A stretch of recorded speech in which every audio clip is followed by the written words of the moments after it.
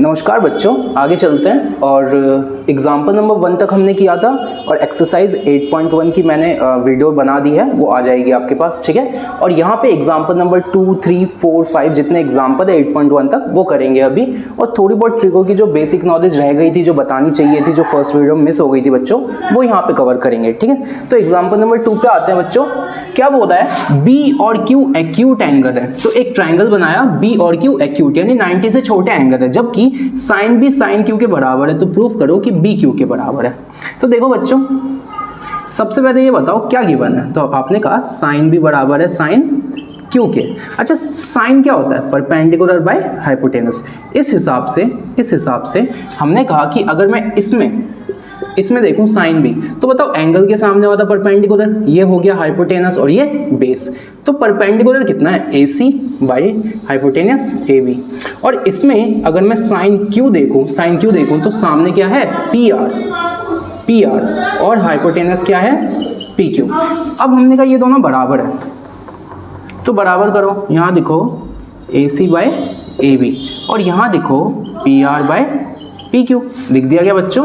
अब बच्चों ये क्यों दिखाया हमने, तो आप एक बात बताओ, अगर हमें ट्राइंगल्स के दो एंगल को इक्वल प्रूफ करना है तो क्या मुझे इस ट्राइंगल और इस ट्राइंगल को, क्या मुझे ट्राइंगल ए बी सी और ट्राइंगल पी क्यू आर, क्या मुझे इन्हें सिमिलर नहीं दिखाना होगा? सिमिलर दिखाऊंगा तभी तो प्रूफ कर पाऊंगा। यानी यहाँ पे जो मेथड यूज होगा ना, वो है सिमिलैरिटी ऑफ ट्राइंगल। क्या यूज होगा, सिमिलैरिटी ऑफ ट्राइंगल्स, ठीक है। अब इसके हिसाब से हम इसको सिमिलर प्रूफ करेंगे।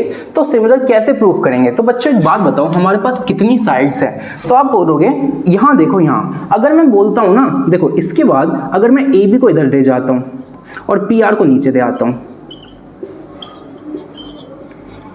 अब इसको इस ट्राइंगल से जब हमने कंपेयर किया ना, इसको जब हमने इस ट्राइंगल से कंपेयर किया तो देखना क्या पता चला। हमने कहा क्या दिखा है, ए सी बाई पी आर। ए सी का है, ए सी ये रहा, पी आर ये रहा, यानी एक साइड तो इक्वल रेशियो में है। आगे चलो, A B by P Q, A B ये रहा, पी क्यू ये रहा, यानी ये साइड भी रेशियो में है और ये साइड भी रेशियो में। देखो ये वाली साइड इस वाली साइड से रेशियो में है, ये वाली साइड इस वाली साइड से रेशियो में। कौन सी बची? तो आप बोलोगे भैया नीचे वाली दोनों साइड बची, यानी नीचे वाली बी सी और इसके नीचे क्यू आर। अगर नीचे वाली क्या है,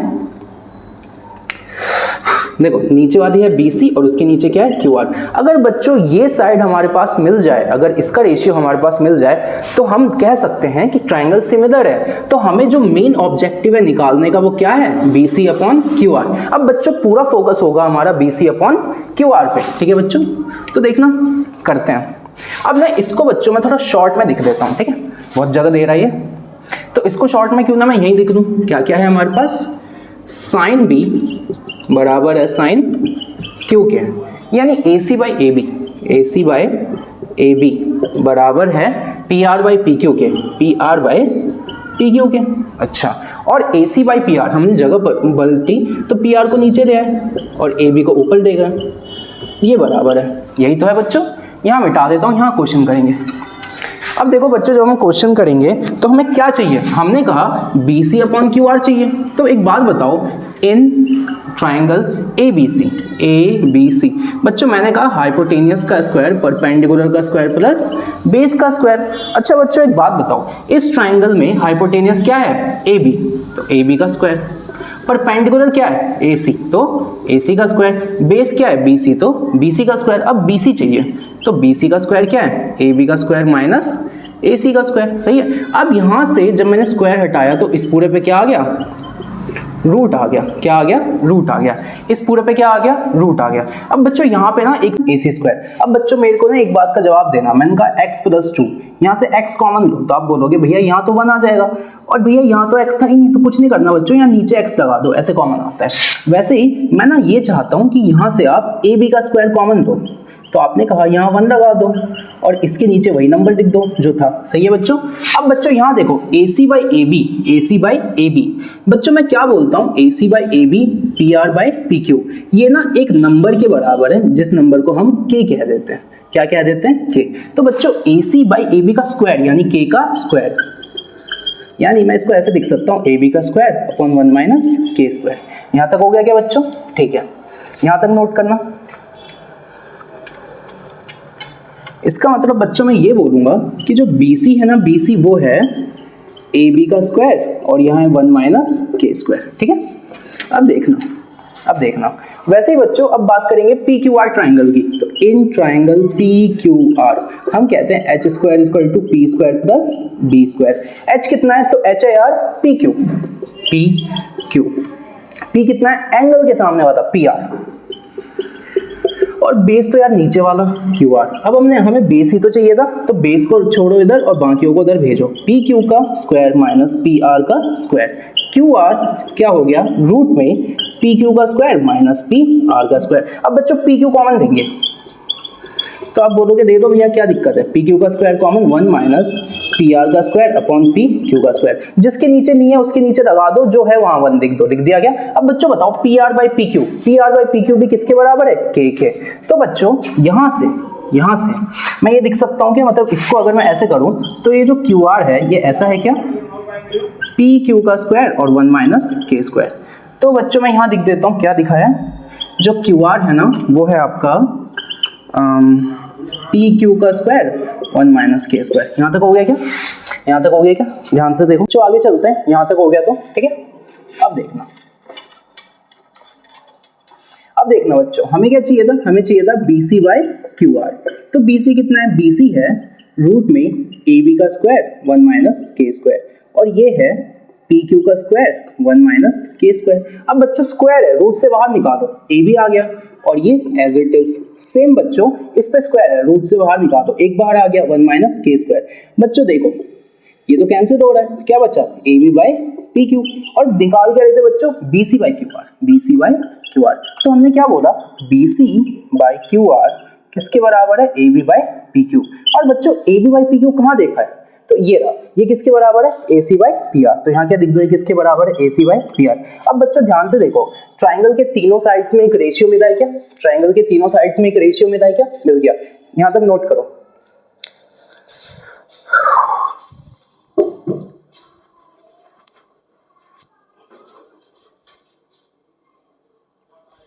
कर दिया? ठीक है बच्चों, अब देखना। तो बच्चों यहां से मैं ये लिखूंगा कि BC by QR is equal to AB by PQ is equal to AC by PR। अब बच्चों ये क्या है? तो ध्यान से देखना क्या है। मैं कहता हूं BC और QR यानी इसका रेशियो, AB और PQ यानी इसका रेशियो, AC और PR इसका रेशियो। मैंने कहा ट्राइंगल के तीनों साइड्स के रेशियो जब ऐसे इक्वल होते हैं ना, तब मैं कह सकता हूं कि ट्राइंगल ABC सिमिलर है ट्राइंगल PQR। जब बच्चों ऐसा होता है ना तो करस्पॉन्डिंग एंगल्स इक्वल होते हैं, मतलब पहला वाला एंगल पहले वाले के बराबर, तो एंगल A किसके बराबर? P के। दूसरा वाला दूसरे के बराबर, तो एंगल B किसके बराबर? Q के। तीसरा वाला तीसरे के बराबर, तो एंगल C किसके बराबर? R के। ऐसा हो गया क्या बच्चों? और ये तो हम चेक भी कर सकते हैं यार, ये तो 90 है ना, तो देखो R है ना इक्वल, इसका मतलब angle B equal to angle Q आ गया ना, और यही तो था, तो हो गया हैंस प्रूफ। अब बच्चों इसमें किया क्या? इसमें लॉजिक क्या लगाया? सुनना ध्यान से। हमें sine B equal to sine Q दे रखा था, यहाँ रखा, वैल्यूज निकाली, इनकी फेरबदली की, यहाँ रखा। उसके बाद हमने कहा दो साइड तो है, तीसरी नहीं है, तो ये निकाला पाइथागोरस से निकालने के बाद रेशियो दे दिया, और रेशियो निकालने के बाद अपने पास ये वैल्यू आ गई। हमने कहा जब तीनों साइड्स का रेशियो इक्वल है तो उसके बाद एक ट्राइंगल दूसरे ट्राइंगल के सिमिलर है, और जब एक ट्राइंगल दूसरे ट्राइंगल के सिमिलर है तो करस्पॉन्डिंग एंगल्स जो होते हैं ना वो आपस में इक्वल होते हैं, तो angle B equal to angle Q, और यही पूछा था बच्चों। अगला क्वेश्चन देखते हैं, एग्जांपल नंबर 3 क्या बोला है, देखो बच्चों फटाफट करेंगे। ट्राइंगल दे रखा है ABC जहां C पे 90 है, ठीक है, दे रखा है। अच्छा, अब कह रहे हैं AB 29 है, BC 21 है, ये नहीं पता बच्चों, दो साइड पता है, तीसरी नहीं पता, क्या लगाएंगे? Pythagoras theorem, H square equal to P square plus B square. बच्चों H क्या है? 29 का स्क्वायर, P कितना है वही तो पता लगाना है, B कितना है? 21 का स्क्वायर। बच्चों 29 का स्क्वायर होता कितना है? 841 होता है बच्चों, ठीक है, करके देख लेना, और ये 441, तो P स्क्वायर 841 में से 441, P स्क्वायर बराबर है बच्चों 400 के, तो P किसके बराबर है? 20 के, है ना। अच्छा, यहाँ तक में कोई दिक्कत है नहीं। अब बच्चों ये किसके बराबर आ गया 20 के। अब क्या पूछा है cos स्क्वायर थीटा और sin स्क्वायर थीटा। तो बच्चों बताओ cos थीटा क्या होता है बेस बाय हाइपोटेनस। अच्छा बेस कितना है 21 और hypotenuse 29। sin theta perpendicular by hypotenuse, perpendicular है 20 और ये क्या है 29। ठीक है बच्चों देख लो, ठीक है ठीक है। अब देखना बच्चों, अब पूछा है cos square theta plus sin square theta. बच्चों इसका पता है क्या मतलब है, cos थीटा दो उसका स्क्वायर करो और sin थीटा दो और उसका भी क्या करो स्क्वायर। cos थीटा क्या होता है, cos थीटा होता है 21/29, यहाँ लिख दिया, इसका क्या करना है स्क्वायर। और sin थीटा होता है बच्चों 20/29। ये कहाँ से आया अभी तो निकाला, 441 841 400 841। बच्चों 441 प्लस 400 अपॉन में 841। बच्चों ऊपर भी 841 नीचे भी 841, कट के क्या आंसर आ रहा है 1। यानी बच्चों पहले का क्या आंसर है 1। बच्चों आने वाले एक्सरसाइजेस में मैं आपको ये भी बताऊंगा कि ये एक फॉर्मूला होता है ट्रिगोनोमेट्री का, जहाँ cos square theta plus sin square theta हमेशा 1 होता है, लेकिन क्योंकि अभी तक वो नहीं बताई गई है तो आप इसी मेथड से करोगे। ठीक है, तो ये फर्स्ट पार्ट था। सेकेंड निकालते हैं,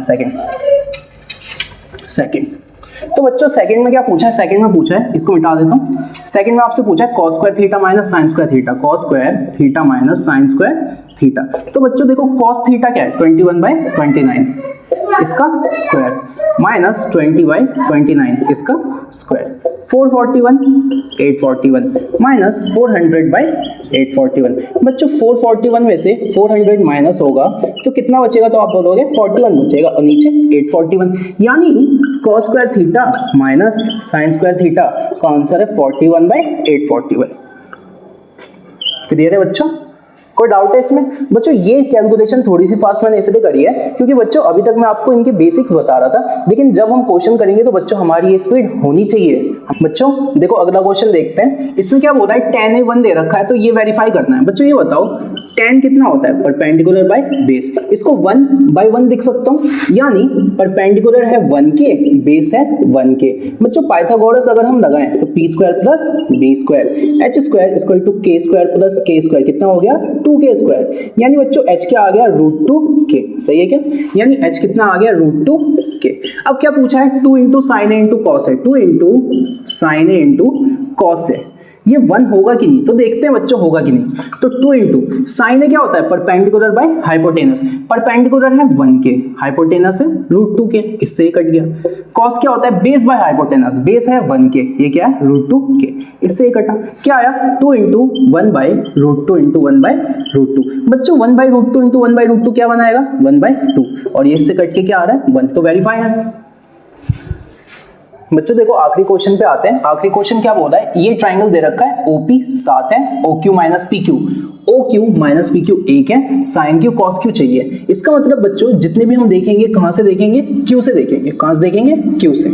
अब बच्चों Q के सामने वाला ये क्या हो गया परपेंडिकुलर, ये बेस और ये हाइपोटेनस। अब बच्चों एक बात बताओ OQ क्या है, OQ क्या है, देखो S लिखो, OQ माइनस PQ क्या है 1, OQ क्या है OQ H माइनस PQ क्या है PQ B, किसके बराबर है 1 के, ऐसे लिख सकता हूँ क्या बच्चों।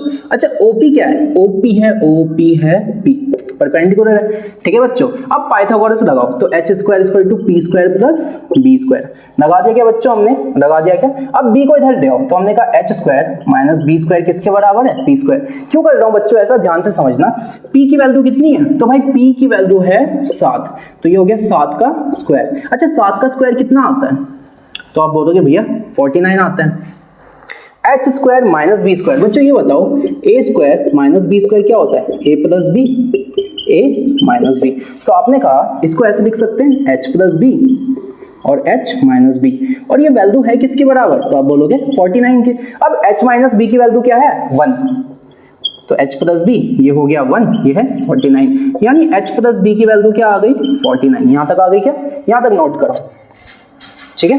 अच्छा अब ध्यान से समझना, हमने कहा h प्लस बी की वैल्यू कितनी है 49 और h माइनस बी की वैल्यू क्वेश्चन में दे रखी है 1। अब बच्चों एलिमिनेशन मेथड लगाओ, एलिमिनेशन, तो देखो ये प्लस है ये माइनस है तो ये कट गया, h और h 2h और 49 और 1 50, 2 इंटू एच 50 है तो h किसके बराबर है 50/2 और h कितना हो गया 25, h कितना हो गया 25। बच्चों एलिमिनेशन मेथड है। उसके बाद अब मुझे क्या चाहिए, b चाहिए। तो बच्चों मैंने किसी में रख दिया, इसमें रख देता हूँ। h माइनस b 1 है, h की वैल्यू कितनी है 25, तो 25 माइनस b 1 है, तो b कितना हो गया 25 माइनस 1, b हो गया 24, b कितना हो गया 24, b कितना हो गया 24। ठीक है बच्चों, तो अब हमारे पास p कितना है 7, b कितना है 24 और h कितना है 25। अगर बच्चों ये तीनों चीजें हैं हमारे पास, तो बच्चों अब क्या चाहिए, अब ध्यान से सुनना, अब क्या चाहिए, अब हमें चाहिए साइन क्यू और कॉस क्यू। तो साइन क्यू क्या होगा परपेंडिकुलर बाय हाइपोटेनस। परपेंडिकुलर कितना है 7 और हाइपोटेनस ये, तो आंसर हो गया साइन क्यू आ गया। कॉस क्यू चाहिए, कॉस होगा बेस बाय हाइपोटेनस, बेस क्या है 24 और हाइपोटेनस 25। ठीक है बच्चों, यहां तक में कोई दिक्कत है? सबसे पहले बच्चों देखो एक ही लॉजिक है कि दो साइड दे रखे होंगे, तीसरी निकालोगे पाइथागोरस से, तीसरी आ गई तो उसके बाद बस फॉर्मूले में पुट करना है। हो गए सारे क्वेश्चंस? ठीक है, अब बच्चों मैं आपको कुछ बेसिक बताता हूं जो कि रह गया था, तो ध्यान से समझना। देखो बच्चों, कभी आप ये देखो ना कि tan थीटा, तो tan थीटा होता है परपेंडिकुलर बाय बेस। बच्चों tan थीटा का ना एक और फॉर्मूला होता है sin theta by cos theta, इसे याद करना है। ठीक है, फिर हम कहते हैं cot theta base by perpendicular. बच्चों cot थीटा का एक और फॉर्मूला होता है, हमने कहा cot जो है tan का हमेशा उल्टा होता है, तो अगर tan sin theta upon cos theta है तो ये उल्टा नहीं हो जाएगा, ये हो जाएगा cos theta by sin theta. ठीक है, अगली एक्सरसाइज में मैं आपको बताऊंगा कि ऐसा क्यों हो रहा है। ठीक है, अभी बस ध्यान में रखना। ठीक है बच्चों, और एक चीज और बच्चों, हम ये कहते हैं कि अगर मैं साइन थीटा की बात करूं या फिर मैं कॉस थीटा की बात करूं, तो मैं ये बोलूं कि मैक्सिमम वैल्यू क्या होगी साइन थीटा और कॉस थीटा की, तो आप बोलोगे मैक्सिमम वैल्यू होगी 1। पता क्यों? देखो sine theta perpendicular by hypotenuse, सही है क्या? अब बच्चों एक बात बताओ, हाइपोटेनस तो सबसे बड़ा होता है, यानी परपेंडिकुलर हमेशा छोटा होगा हाइपोटेनस से। अब ये बताओ 2/3, नीचे वाला बड़ा है ऊपर वाला छोटा है, तो वैल्यू 1 से कम होती है। इसका मतलब परपेंडिकुलर अगर हाइपोटेनस से हमेशा छोटा होगा तो साइन थीटा की वैल्यू हमेशा 1 से छोटी होगी। लेकिन कोई एक ऐसा केस आ गया जिसमें परपेंडिकुलर और हाइपोटेनस बराबर आ गए, तो उस केस में साइन थीटा की वैल्यू किसको टच कर देगी? 1 को। तो हम कहते हैं साइन थीटा की वैल्यू वैसे तो 1 को टच नहीं करती, लेकिन अगर मैक्सिमम कोई वैल्यू जाएगी ना साइन थीटा की, तो कहां तक जाएगी? 1 तक। वैसे ही कॉस थीटा की भी मैक्सिमम वैल्यू कहां तक जाएगी? 1 तक। बच्चों ये एक ऐसा कॉन्सेप्ट है जो बुक में तो है लेकिन समझाया नहीं जाता, तो अगर आपको ये समझ नहीं आया तो कोई दिक्कत नहीं है, बस ये याद करना है कि साइन थीटा और कॉस थीटा की जो मैक्सिमम वैल्यू है वो 1 होगी। ठीक है, मैक्सिमम क्या होगी? 1।